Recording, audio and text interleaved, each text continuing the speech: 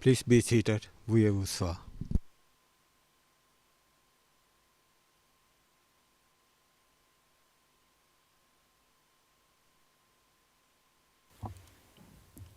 Good morning again, everyone. And defense, you have 60 minutes to summarize your case. Madame la Présidente, comme hier, l'accusation a usé un petit peu de son temps. On va prendre la même flexibilité si vous voulez. Bien sûr, on finira dans les 60 minutes, ça va sans dire. Mais je vais laisser Maître Jacobs finir ses points. Il va rogner, je pense, un quart d'heure de notre heure qui nous reste. Et je conclurai notre cas dans les 45 minutes restantes. Donc on restera dans les temps, bien évidemment. Mais je laisse la parole à Maître Jacobs pour qu'il finisse.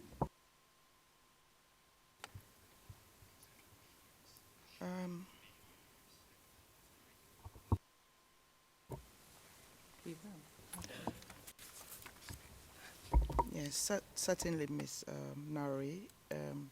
You can use your time in the manner you want, and we'll have the summary of your case within what Mr. Jacobs has to say now in response to the prosecution's case, and the summary of it within the 60 minutes. That's acceptable. Thank you.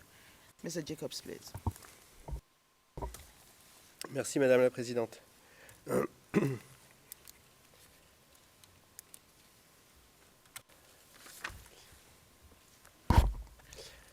Alors, je reprends là où j'en étais sur les incidents, Madame la Présidente, Mesdames, Messieurs les juges. Donc, je parlais du fait que là où l'accusation a adopté une approche isolée de la preuve, la défense en a fait une approche holistique. Et quand on regarde les incidents dans leur globalité, on voit qu'ils dressent une réalité bien différente de celle qu'en présente l'accusation. L'accusation, hier, en audience, a cité quelques témoins qui ont dit avoir été arrêtés parce que perçus comme proboscisés. Déjà, il convient de se poser la question de la crédibilité de témoins qui, arrêtés par la police, ne vont évidemment pas venir devant cette cour, devant la Cour pénale internationale, avouer qu'ils sont des criminels de droit commun. Par définition, leur crédibilité doit être évaluée avec prudence.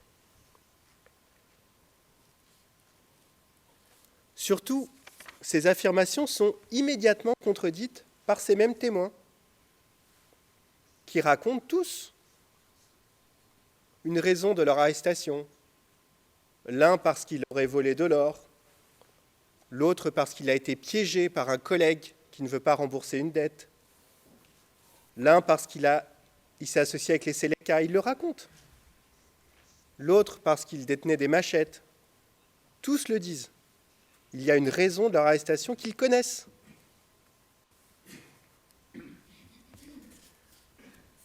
Donc cela contredit par définition l'allégation qu'ils sont visés parce que proboscisés.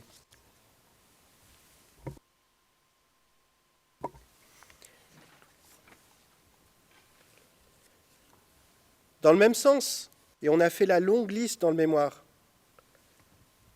tous les témoins qui décrivent l'intervention de policiers de carrière à l'ECRB, du procureur de la République Alain Tolmeau, y compris des témoins des incidents, qui disent c'est Tolmeau qui a demandé ma mise en détention. C'est Tolmeau qui a demandé qu'on me mette en cellule.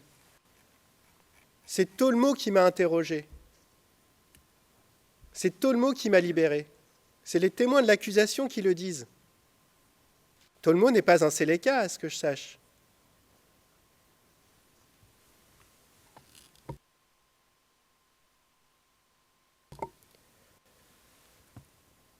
Pareil, si on regarde les incidents dans leur globalité, il y en a 10 pour lesquels M. Saïd n'est même pas mentionné sur 18. C'est énorme, alors que c'est censé être le cœur du dossier. et que l'accusation, sans vraiment définir le mode de responsabilité, a quand même demandé la responsabilité directe. Directe. On ne sait toujours pas ce que ça veut dire, mais direct, ça veut bien dire quelque chose. Quand M. Saïd n'est même pas mentionné dans la majorité des incidents, on se demande ce qu'on fait là.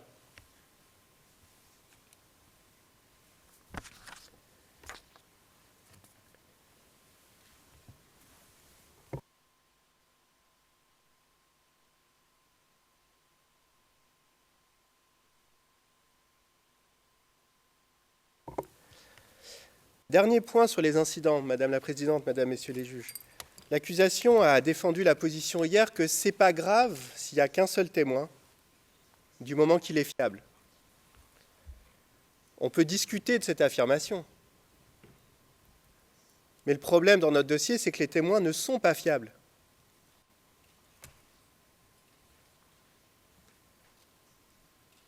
Nous avons déjà mentionné un témoin qui a donné une fausse identité à la Cour. Un témoin qui a menti sur la durée de sa détention à l'ECRB, de 1 mois à quelques heures.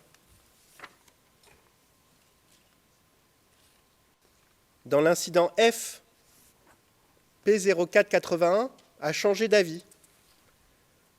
C'est un témoin unique, non corroboré, qui dit avoir vu 3 personnes se faire tuer. Mais en audience, ça devient 7 personnes.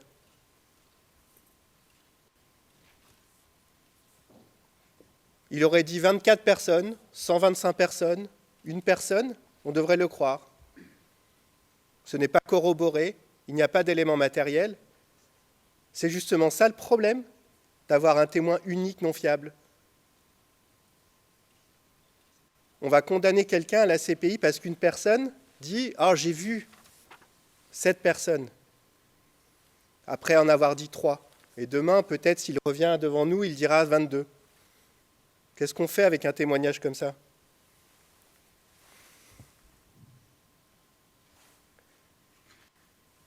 Dans l'incident N, l'accusation nous dit que P1737 est fiable. Mais l'accusation elle-même a confronté son témoin en audience avec sa déclaration antérieure parce qu'on ne comprenait pas s'il était là pendant l'arrestation ou pas. Il a changé d'avis. Comment croire un tel témoin ?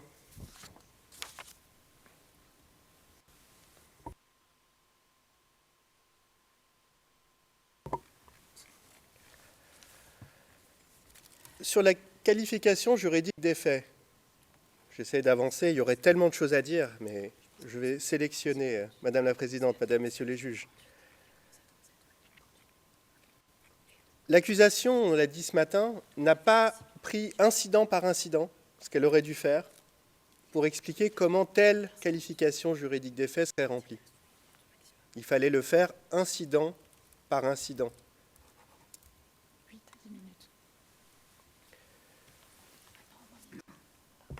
Si elle avait fait ça, elle aurait pu expliquer, par exemple, et on a déjà mentionné cet exemple, mais il est symbolique, comment dans l'incident L, une personne arrêtée et condamnée parce qu'ayant collaboré avec des sélékas aurait été arrêtée parce que perçue comme proboscisée. Toujours l'incident L. Si l'accusation avait fait cet exercice, elle aurait pu expliquer pourquoi dans l'incident K, une personne qui est arrêtée sur ordre de Tolmo, libérée au bout de quelques heures par Benjamin Malo, le directeur de l'ECRB, sans être même mis en détention, pourrait tomber dans l'un quelconque des chefs d'accusation. Elles sont où les conditions humaines ? Il n'y a même pas de mise en détention. Quel chef d'accusation correspond à ce que je viens de décrire ? Aucun.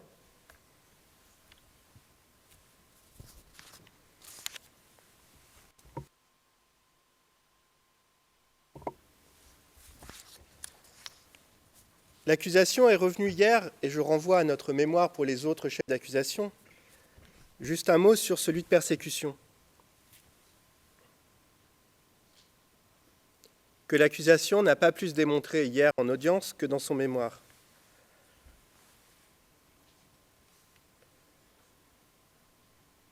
Et comment le pourrait-elle ? Il aurait fallu qu'elle apporte des chiffres concrets de la population carcérale, des gens détenus à l'OCRB en 2013, tous.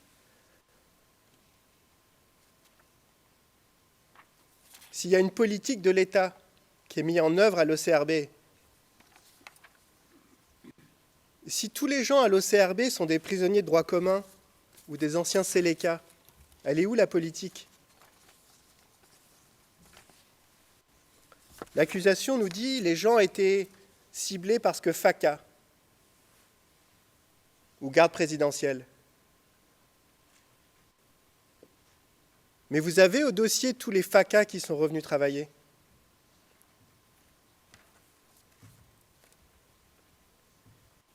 Vous avez un témoin, je ne parlerai pas publiquement, mais qui vous a donné la liste de tous les gardes présidentiels de Bozizé qui travaillaient sous Jotoja, au Kandrou, avec Jotoja. Il est où le ciblage, là ?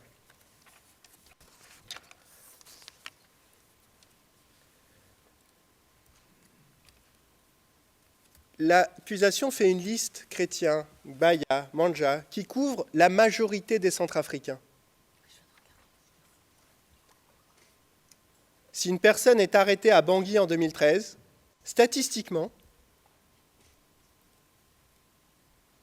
il y a des chances qu'elle soit chrétienne, Baya, Manja. Ça prouve rien du tout.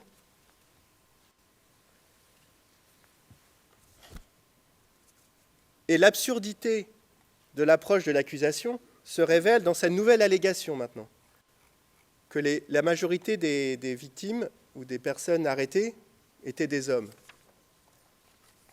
Alors qu'est-ce que je dois comprendre ? Que l'accusation nous dit que tous les hommes de Bangui sont pro-Bozizé ?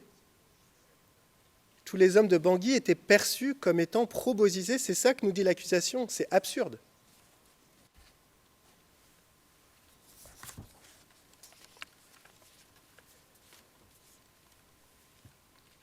J'en viens pour conclure sur l'absence de responsabilité de M. Saïd, que l'accusation ne démontre pas. Un mot sur le mode de responsabilité. L'accusation, en l'écoutant hier, a passé beaucoup de temps à essayer de dire qu'il existe et n'a toujours pas expliqué ce qu'il est. Elle a cité plein de jurisprudences qui parlent de coaction indirecte. De coaction indirecte.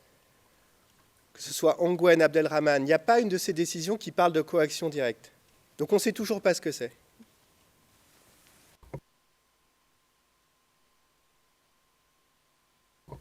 Je parle bien des jurisprudences Ongwen, des case law.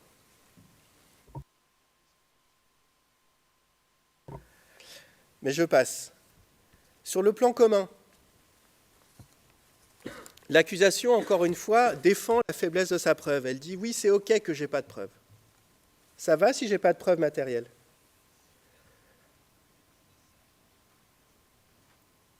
Mais il n'y a pas besoin de démontrer dans ces cas-là, si vous lisez le mémoire de l'accusation. Le plan commun se déduit de la commission des crimes. Pas besoin de démontrer les crimes, puisqu'ils se déduisent du plan commun.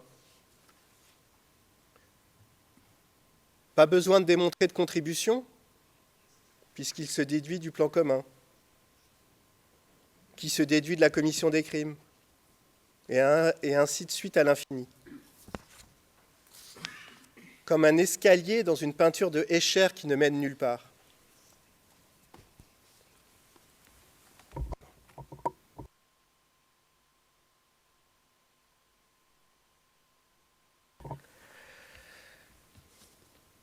Et l'accusation nous dit hier, c'est nous qui décidons de qui est dans le plan commun, sur la preuve. Mais la preuve montre qu'il y a Linguisara, qu'il y a Tolmo, qu'il y a des officiers de policiers de carrière qui ont travaillé à l'OCRB, que l'accusation elle-même place dans les incidents.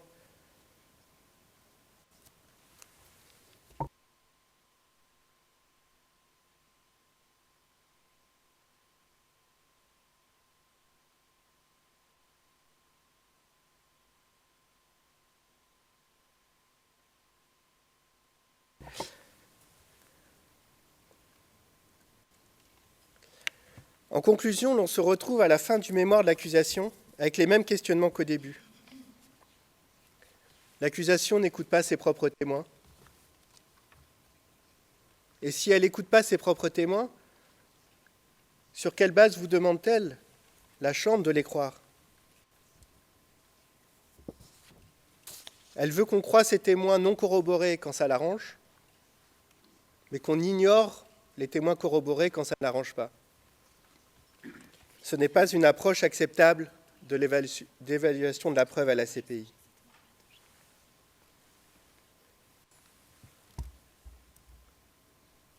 L'accusation en est réduite à inventer une fiction, à demander à la Chambre de déduire de la réalité que nous avons montrée dans le dossier une fiction qui n'a pas besoin d'être prouvée parce qu'imaginaire. Et j'en arrête là, Madame la Présidente.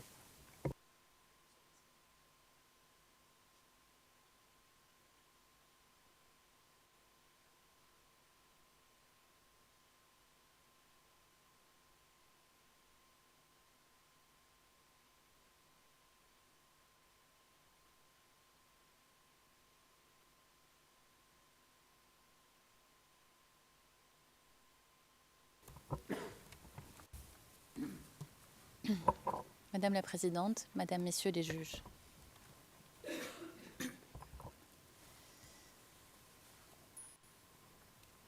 J'ai écouté avec attention. J'ai entendu un récit parcellaire, dénaturant les propos de ses propres témoins par l'accusation, travestissant l'histoire récente de la République centrafricaine. La Centrafrique mérite mieux. Elle mérite qu'on prenne en compte son histoire, sa réalité, sans la déformer, sans la simplifier et sans la caricaturer. La Centrafrique mérite qu'on lui rende une souveraineté, si souvent dérobée par les interférences et les ingérences politiques et étrangères. Comment lui rendre hommage? En restaurant la vérité. La vérité qui ressort du dossier et que l'accusation a tenté de dissimuler ou de nier. L'accusation n'a jamais voulu parler de la raison d'être des groupes d'autodéfense qui composeront la coalition Seleka. Pourquoi? Parce qu'alors elle aurait été obligée de concéder l'impossibilité pour ces groupes de s'organiser ou de se structurer. C'est comme si, à la lecture du mémoire de l'accusation et de la représentante des victimes, chacune d'entre elles voulait faire oublier les défis du nord du pays pendant des décennies. Le nord qui a été désétatisé et en proie à toutes sortes de criminalités, par exemple les Aragouines. C'est comme si elle voulait faire oublier ce que P349 nous rappelle pourtant, qu'au nord de la RCA, et je cite, « La population souffre, elle est diminuée de tout. Il n'y a pas d'eau potable, il n'y a pas d'infrastructure routière, il n'y a pas d'électricité. » C'est comme si elle voulait nier la réalité du gouvernement de Bozizé, qui gérait l'État comme une entreprise privée et qui avait fait fuir tous les FACA. Pourtant, les preuves sont là. Les groupes d'autodéfense du Nord se sont créés pour combler le vide laissé par l'absence de l'État. C'est ça le but de la coalition. Elle n'avait comme but que de faire entendre sur la scène politique son mécontentement contre le gouvernement en place, notamment à Libreville.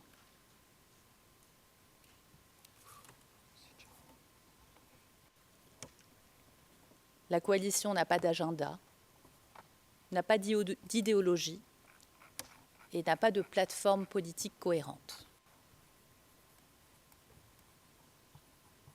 Face à ce constat, face aux nombreux témoignages et éléments documentaires en ce sens, l'accusation est obligée de concéder. Concéder que la coalition n'avait pas de chaîne de commandement centralisée à proprement parler. C'est ce qu'elle nous dit dans son mémoire.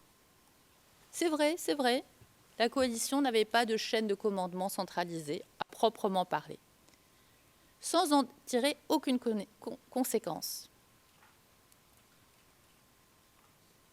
Si la chaîne de commandement n'est pas centralisée avant le 24 mars 2013, comment cette coalition se serait muée en une organisation structurée pendant la période des charges? Quand on regarde le dossier, il est impossible de répondre à cette question.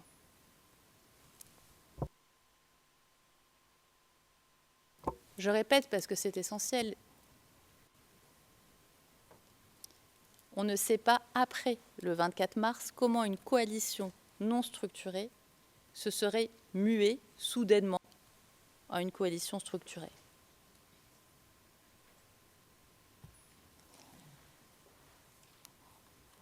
Alors, pour faire oublier cette défaillance, l'accusation décide de faire des présomptions, comme je l'ai dit ce matin.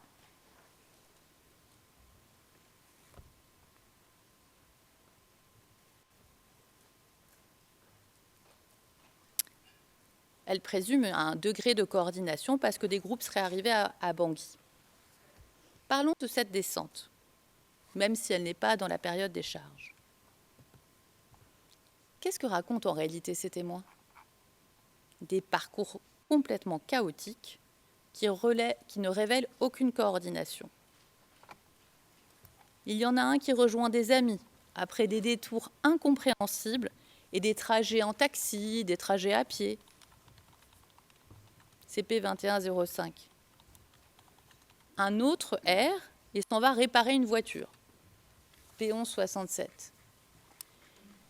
Et un autre raconte un trajet impossible à reconstituer dans le temps et il rapporte des oui-dire sur ce qu'il se passerait ailleurs pendant la descente.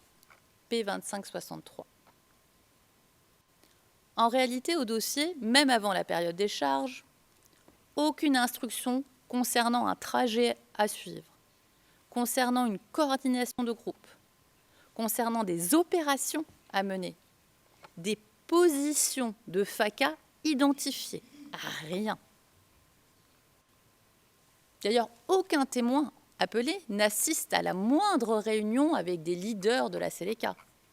Ils sont témoins directs d'aucune réunion. Ils rapportent des oui-dire. Ils ne rapportent pas de structure claire. On ne comprend absolument rien. Et sur la descente, sur ce que font les autres, c'est aussi des oui-dire. Et montrer une carte basée sur des oui-dire en audience ne changera rien aux oui-dire. Alors qu'est-ce que nous dit l'accusation dans son mémoire? Elle nous dit si, ils étaient coordonnés parce qu'ils avaient des grades militaires. Mais cet exemple est révélateur du manque de réalisme de l'accusation et le fait qu'elle n'écoute pas ses témoins. Au moins 13 témoins nous ont dit que les grades étaient auto-attribués et ne reflétaient aucune hiérarchie. P0338, P2563, P2105, P2240, P1563, P0964, P2161, P1737, P0234, P0119, P2926, P0035, P0037. Qu'est-ce qu'ils nous disent? Ils nous disent ces grades, et je cite, sont fantaisistes. Fantaisistes. Quelle coordination peut-on essayer de prouver sur des grades dont tous les témoins nous disent mais c'est auto-attribué, c'est fantaisiste.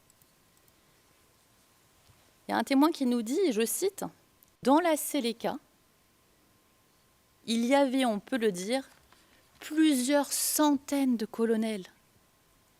Même ceux qui n'étaient pas au départ à l'arrivée des Séléka sur Bangui, même des commerçants sur Bangui avec un petit moyen, ils se constituaient en colonels. » C'est P2105 qui le dit.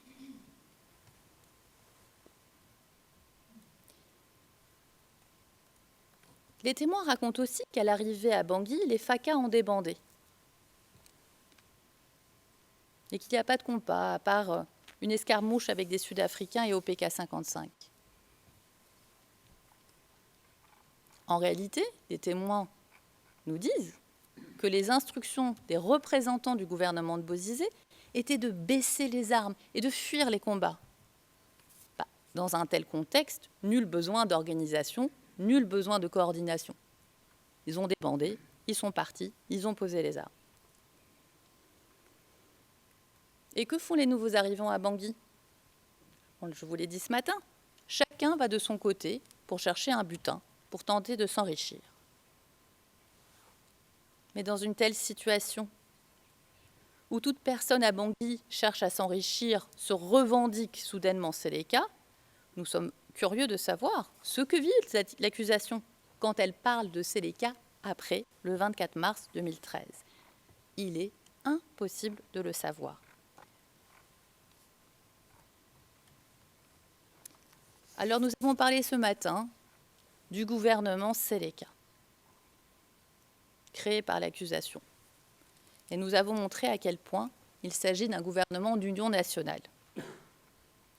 Je n'y reviens pas, ce qui m'intéresse dorénavant, ce sont les instructions données par ce gouvernement qui fonctionne avec tous ses ministres.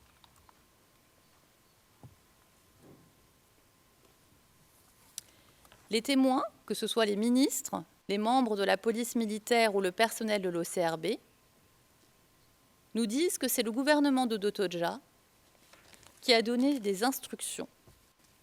Et j'insiste, à partir du moment où l'accusation allègue une politique mise en œuvre par un gouvernement qu'elle définit Séléka, ce qu'elle doit démontrer, c'est que les membres issus de la majorité présidentielle Séléka fomentent un plan et donc donnent des instructions, notamment aux forces de l'ordre. Et comment ils donnent ces instructions? Par le biais de réunions, par le biais de documents écrits, pour implémenter cette politique. C'est ça qu'elle doit me démontrer, l'accusation.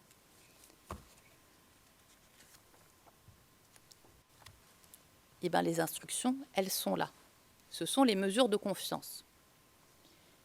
J'y viens dans un instant. Je voudrais dire un mot avant sur ce gouvernement qui est non seulement multipartite, mais qui a aussi un Conseil national de sécurité, qui semble, pour l'accusation, être un lieu de réunion hebdomadaire suspecte. C'est ce qu'on nous a dit hier en audience. Mais ce Conseil national de sécurité, il est créé par le Premier ministre, M. Tianguel, il est venu vous le dire. Tous les membres du gouvernement y participent pour fixer les objectifs et coordonner la politique de sécurité et de défense. Ça me paraît plutôt normal, en temps de transition, d'avoir un conseil qui s'occupe de la politique de sécurité et de la défense. Et que nous disent les témoins? Qui assistent à ces réunions? Où sont discutées les questions du cantonnement, la sécurisation de la capitale, le désarmement des porteurs d'armes? Eh bien, sont présents le chef d'état-major. Le chef d'état-major, il n'est pas Séléka. Le directeur général de la police, le directeur général de la gendarmerie, le Premier ministre et des représentants internationaux. Vous avez déjà vu un État parti uni qui décide de fomenter un plan en présence de représentants internationaux, comme par exemple la France? On est très loin de réunions au CNS visant à mettre une politique discutable par un cercle d'initiés. Et je vous renvoie notamment aux listes de présence dont on dispose. Alors justement, ces instructions données pendant des réunions.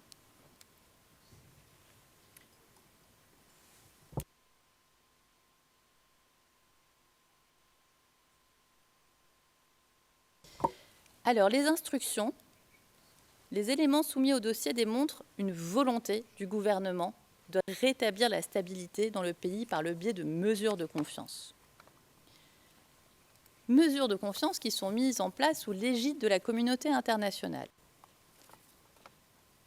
D'abord, il y a les instructions d'encourager,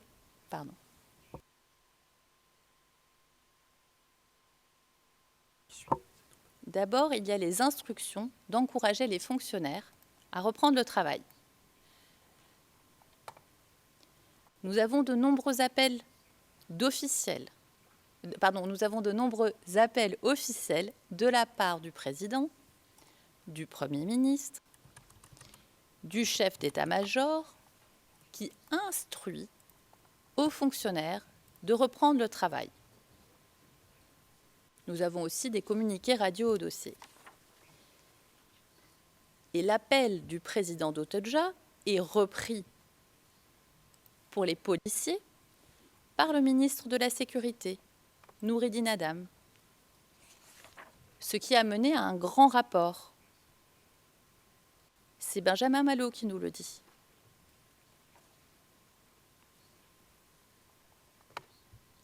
Contrairement à ce qu'allègue l'accusation, les nouvelles autorités ont donc encouragé les FACA qui soi-disant sont ciblés. Mais c'est le gouvernement qui encourage ces FACA-là à reprendre leur poste. Et ce n'est pas pour la galerie, parce que ça va porter ses fruits. C'est ce que nous dit d'ailleurs le Premier ministre Tiangai. Ça porte ses fruits, et c'est aussi confirmé par un rapport sécuritaire du 25 juillet 2013, qui nous dit que 744 agents de police ont repris le travail.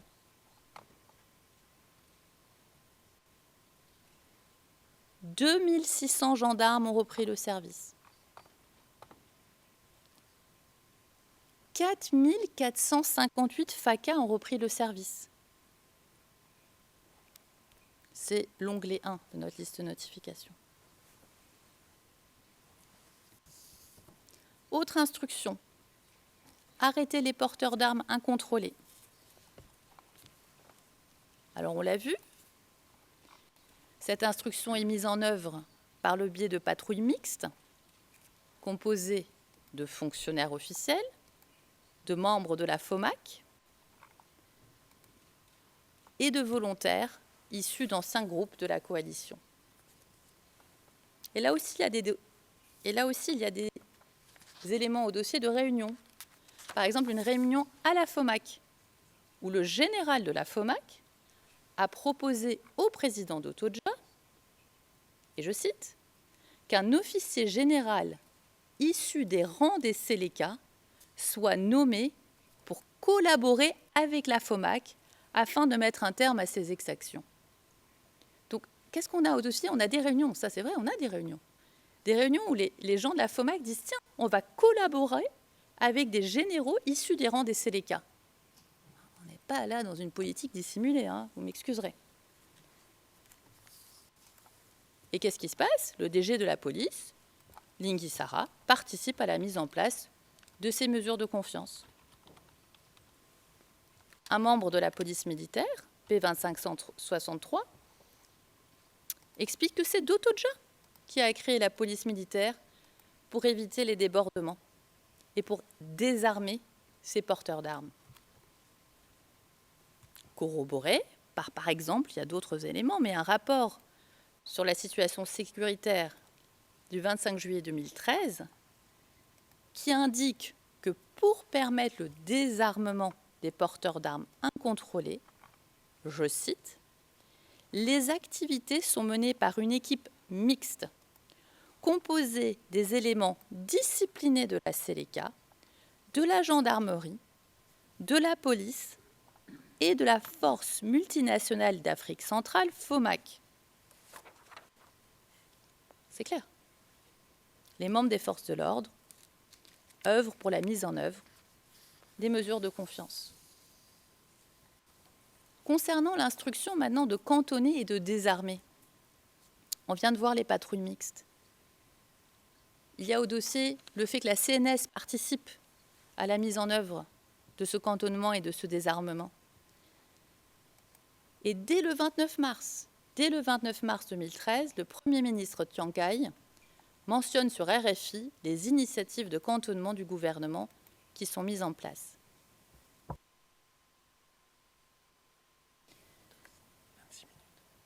Lors d'une réunion avec le SEMA, le chef d'état-major, l'ambassadeur du Tchad, M. Babacar des Nations Unies et le général Mukoyo de l'Union africaine, le président d'Otoja a instruit, c'est encore une instruction, le chef d'état-major, Dole Waya, de mettre en place une force mixte afin de mettre en place le cantonnement. C'est donc toujours et encore sous l'égide de la communauté internationale. Autre preuve, corroborée donc, dans un communiqué de presse du 3 avril 2013, le ministre de la Sécurité appelle au cantonnement et il précise, je cite, « Les éléments incontrôlés, les détenteurs d'armes, les profiteurs, les situationnistes qui continuent de se livrer à des actes de pillage, vandalisme et autres exactions de les cesser immédiatement. » Onglet 605. Donc c'est ça les instructions du ministre de la Sécurité. Cessez vos actes et vos exactions et nous allons vous désarmer. C'est des actes positifs, clairement identifiés par des éléments de preuve. Pas d'inférence, pas de supputation. Et c'est dans le cadre des mesures de confiance que s'inscrit le travail de l'OCRB. L'OCRB qui n'est pas une nouveauté du gouvernement d'Otoja. Nous l'avons vu ce matin. C'est un lieu ouvert, accessible au public, que ce soit pour des visites familiales ou pour les représentants internationaux. Je l'ai dit ce matin, les témoins nous montrent un lieu très ouvert.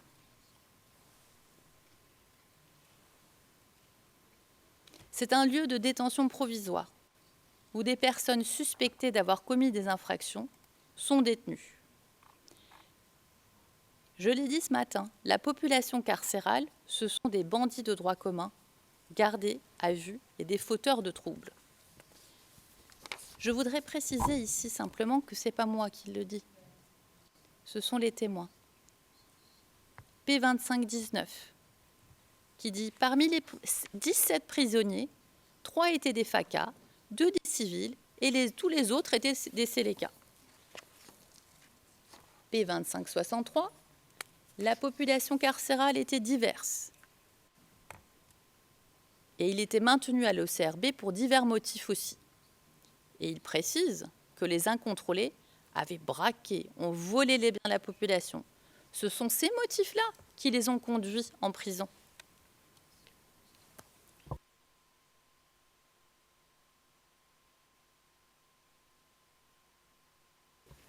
Et enfin, P2239 nous dit « La plupart des autres prisonniers étaient tous des jeunes délinquants de la Séléka accusés de cambriolage, trafic de stupéfiants et vol. »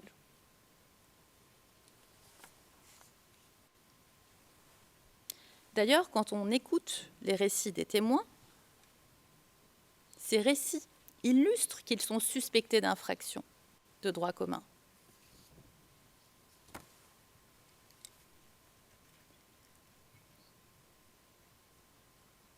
Un témoin est arrêté en lien avec un transport suspect d'une valise de documents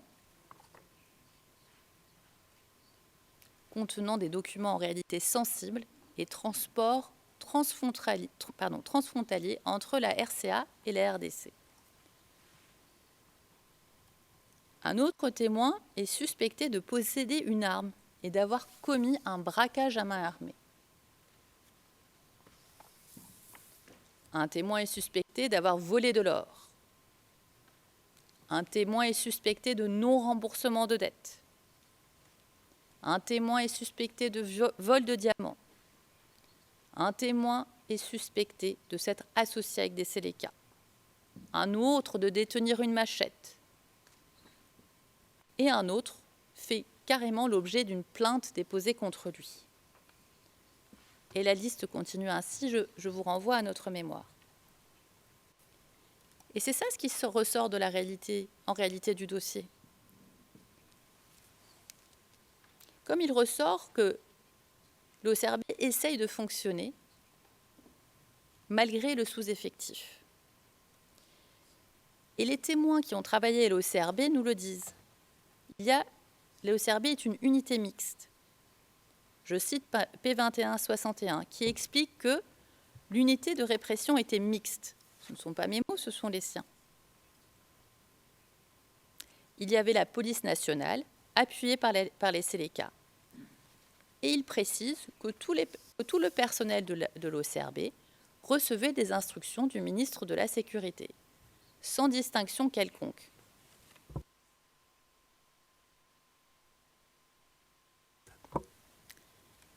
Ce que confirment P1737 et P1004. Cette organisation est mise en place sur instruction de Dotoja. Ce qu'on confirme le sachant P1019, comme je le disais lors de mon discours d'ouverture. Les témoins initiés, notamment P0338, P0478 et P0787, racontent que les officiers de police judiciaire avaient un rôle actif et réel, ce qui est confirmé par d'autres membres du personnel de l'OCRB et par les personnes détenues. Les OPJ recevaient des plaintes, menaient des enquêtes, en particulier concernant les crimes, auditionnaient les détenus, collaboraient avec le procureur. Benjamin Malou, directeur de l'OCRB, explique détenir les clés des cellules, organiser les déplacements du membre du gouvernement, mener des enquêtes et recevoir des instructions directement du directeur général de la police. Alors, on me dit dans l'oreillette, OPJ, c'est officier de police judiciaire.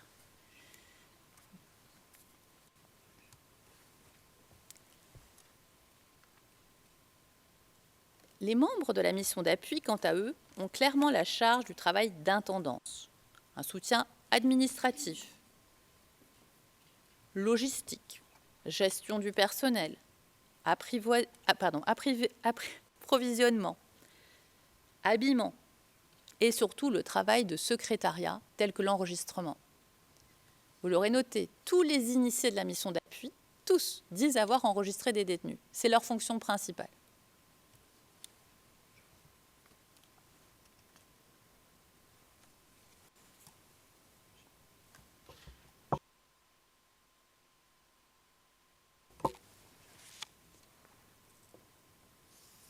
Concernant l'organisation de cette mission d'appui, il n'est pas possible de savoir qui a fait partie de cette mission à quel moment, et encore moins d'établir la moindre chaîne hiérarchique. Ce que corrobore d'ailleurs Benjamin Malou, en plus de P0234 que je mentionnais ce matin, qui lui disait que ça changeait tout le temps. Benjamin Malou nous dit que certains membres de la mission d'appui se droguaient, étaient incontrôlables, donc ne répondaient à personne et agissaient en toute indépendance. Notamment un certain monsieur Tahir, qui sera d'ailleurs désigné par un témoin sur la base d'une photo comme la personne responsable de ces malheurs, et non pas monsieur Saïd. Et c'est bien la raison pour laquelle de nombreuses personnes ont désigné différents responsables à l'OCRB, en particulier dans le contexte des incidents. Je vous le disais ce matin, il y a Tahir, Mazingué, Linguissara, un monsieur avec une très longue barbe et des très longs cheveux. À partir du moment qu'il existe un tel doute sur la personne en charge à l'OCRB, ce doute ne peut être ignoré.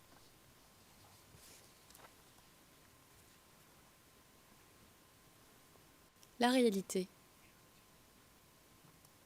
c'est qu'à l'OCRB, il y a des vrais efforts pour mettre en œuvre la mission de maintien de l'ordre, mais qu'il est trop difficile, au vu du manque d'effectifs, d'éviter des débordements, pour des raisons personnelles.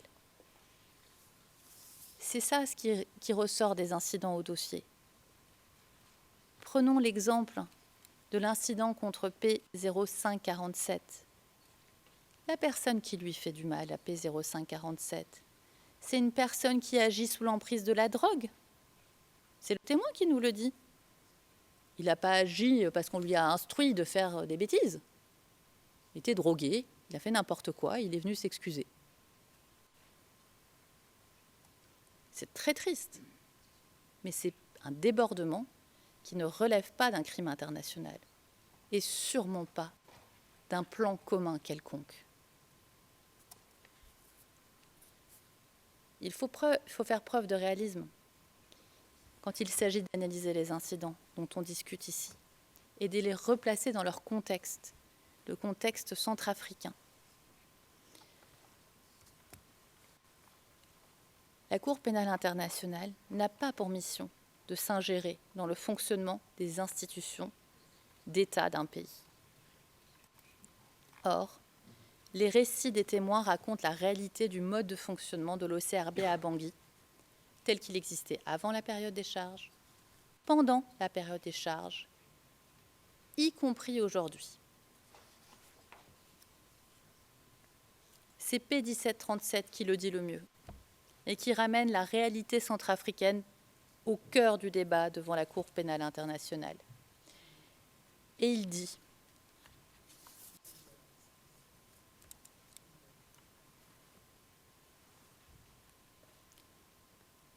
le service de l'OCRB, Office central de répression du banditisme. Ce service qui porte son nom, car c'est un organe de la police, où des policiers luttaient justement contre le banditisme dans le pays. Et jusqu'à ce jour, lorsque vous vous rendez à l'OCRB, certainement, vous ne manquerez pas de constater, après 1 ou 2 jours, ce genre de fait.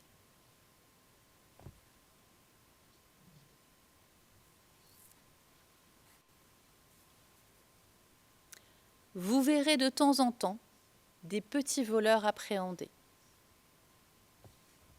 et amenés à l'OCRB pour être battus, corrigés, de manière à ce qu'ils ne puissent plus récidiver.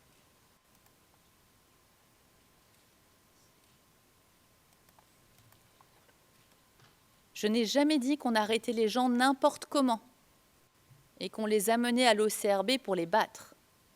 Non, ce n'est pas ce que j'ai dit. Je viens de vous donner la vraie explication.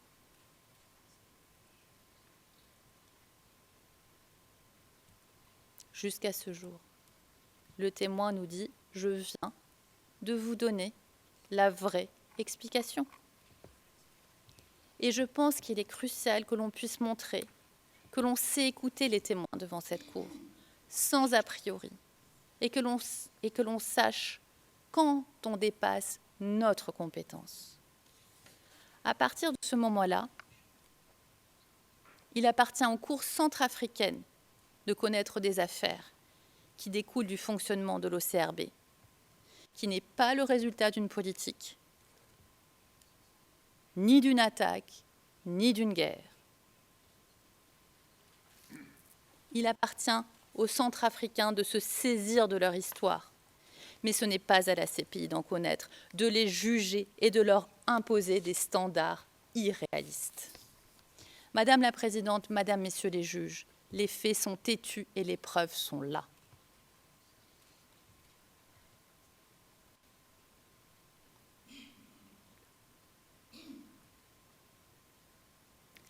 L'accusation nous a imposé une réalité fantasmée, en ignorant ses témoins et en refusant d'appeler les sachants, qui auraient mis à mal son narratif tronqué. Il nous appartient, à la fin du procès, de rendre la parole aux Centrafricains, puisque de leur récit ressort la réalité qui prévalait à Bangui lors d'une période difficile, une période postérieure à la chute d'un régime marqué par le chaos et par des efforts pour endiguer les troubles à l'ordre public. Il nous appartient de savoir quand c'est la place de la justice internationale et quand c'est la place de la justice domestique. Aujourd'hui, il nous appartient à tous de rendre aux Centrafricains leur destin et de rendre à M. Saïd à son pays. Rendre M. Saïd à son pays, seul à même de se positionner. Je l'ai dit à l'ouverture du procès, la République centrafricaine est un pays dont les africanistes disent que le destin a été volé. Ne lui prenons pas plus. Redonnons-lui son autonomie en lui rendant sa compétence. Et c'est là où le procès prend tout son poids. L'accusation n'a pas présenté un dossier qui relève de la justice pénale internationale. Elle a déraciné M. Saïd, qui a payé le prix de sa santé pour répondre des faits qui lui sont reprochés.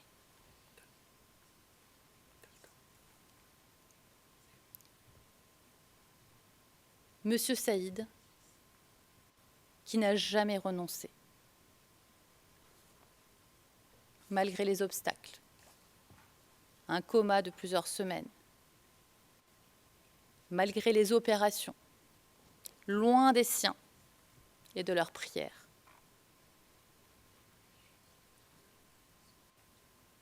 Malgré les dangers pour sa santé,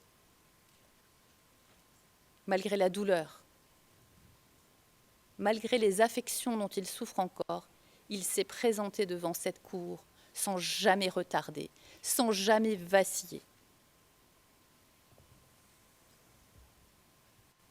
Sans jamais retarder, sans jamais vaciller.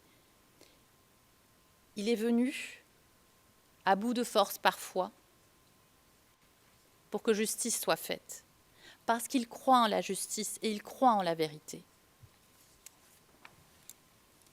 Cette vérité, elle est là, sous nos yeux.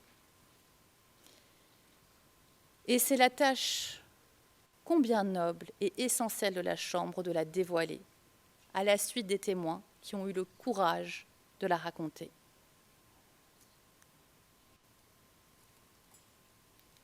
C'est à vous, Madame la Présidente, Madame, Messieurs les juges, qu'il appartient de rappeler qu'il ne peut y avoir de justice sans vérité.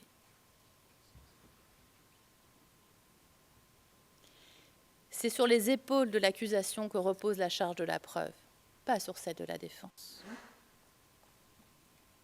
L'accusation se paie de mots.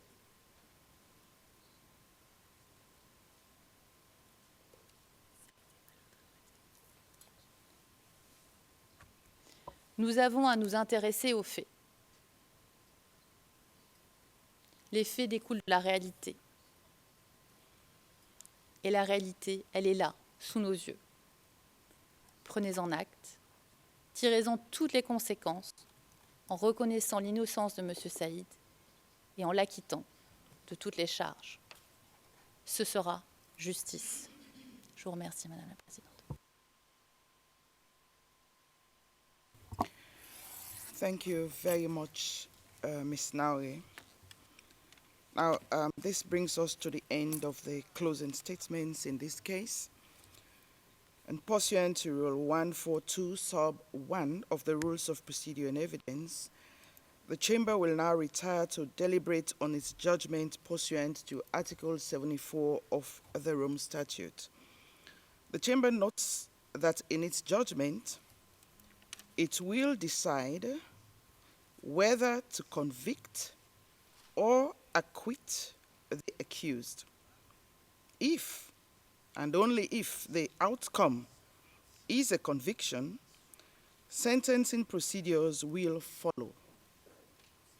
The Chamber puts the parties and participants on notice that if there is a conviction in this case, it intends to proceed to sentencing as expeditiously as possible.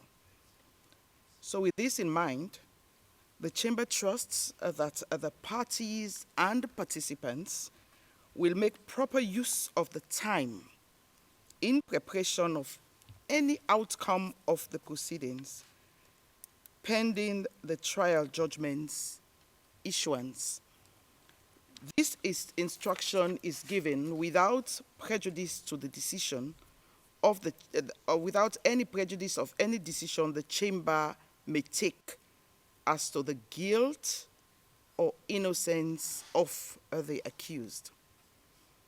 That said, speaking on my own behalf as presiding judge of this chamber, and on behalf of my colleagues, judges, I would like to thank the prosecution, the defense, the victims' representatives for their dedication and assistance during this trial.